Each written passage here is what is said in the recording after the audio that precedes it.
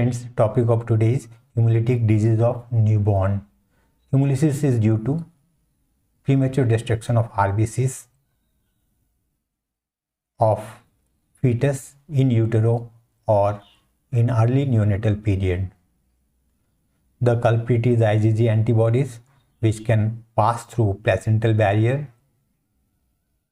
Antibodies are produced in mother due to blood group incompatibility between mother and fetus. Antibodies are produced either in present pregnancy or previous pregnancy or after blood transfusion. Most common cause of hemolytic disease of newborn is Rh incompatibility, mother Rh negative, fetus Rh positive. There are 49 Rh system antigens. The most important is D antigen, which is strongly immunogenic. This antigen which can cause hemolytic disease of newborn, although rarely, are ABO, CE, KIL, KID and Duffy antigen. These are the less common causes of hemolytic disease of newborn. The most important among them is neonatal infection. Hemolysis produces anemia, hyperbilirubinemia in the fetus as well as in neonates. There is hepatosplenomegaly because of extramedullary erythropoiesis and destruction of RBCs in the spleen. Antenatal assessment of hemolytic disease of newborn should start from 12th week of gestation. Routine investigation should be done. The important is obstetric history, history of blood transfusion and ABO Rh typing. If Rh negative, then due test should be done.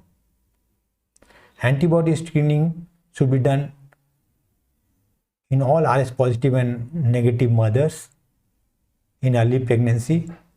In Rh positive mother, because of chances of presence of antibodies against KIL, KID and Duffy antigen.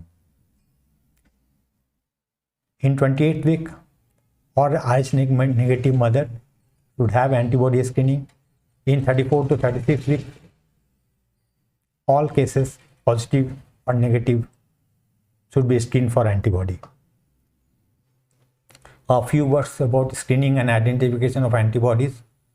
Serum sample is used. Group O cells panel having different antigens like Rh, KIL, Duffy, KID, MNS, P, Lewis, Lutheran should be used. If panel of RBCs is not available, then fresh pooled cells of 2 to 3 O group blood should be used, but panel of cells is better. Saline test is to be done to detect IgM and indirect antiglobulin test for detection of IgG. Cord blood cell may be used to detect antibodies against I antigen. After detection, the identification of antibody should be done, and if the IgG titer is 1:32 or more, or there is rising titer, this is an indication of amniocentesis.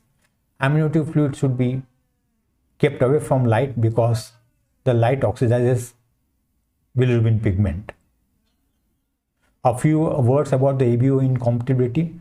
Although the hemolytic disease is mild because the anti-A and anti-B is neutralized by the fetal tissue A and B antigen, and A and B antigens are not properly developed in the fetus.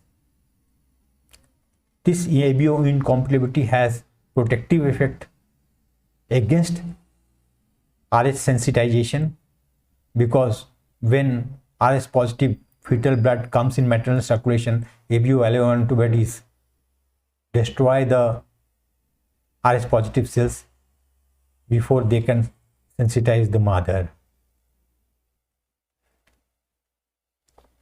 Cord blood samples should be tested routinely of our Rh negative mother for hemoglobin, bilirubin, direct home test, and of course ABO and Rh typing.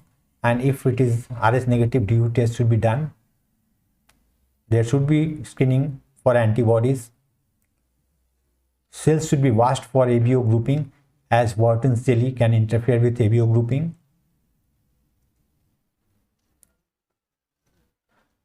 serum grouping should not be used, as in the serum antibodies may be of maternal origin. Sometimes there is difficulty in RH typing because when the RBCs are heavily coated with IgG. Klehoe-Betke acid elution test is for detection of fetal RBC in the maternal circulation. Flow cytometry can be used. If the number of fetal RBCs are high in maternal circulation, dose of anti-D immunoglobulin should be increased. Antibody dependent cell mediated cytotoxicity is directly related to the severity of the hemolytic disease of newborn. Thank you.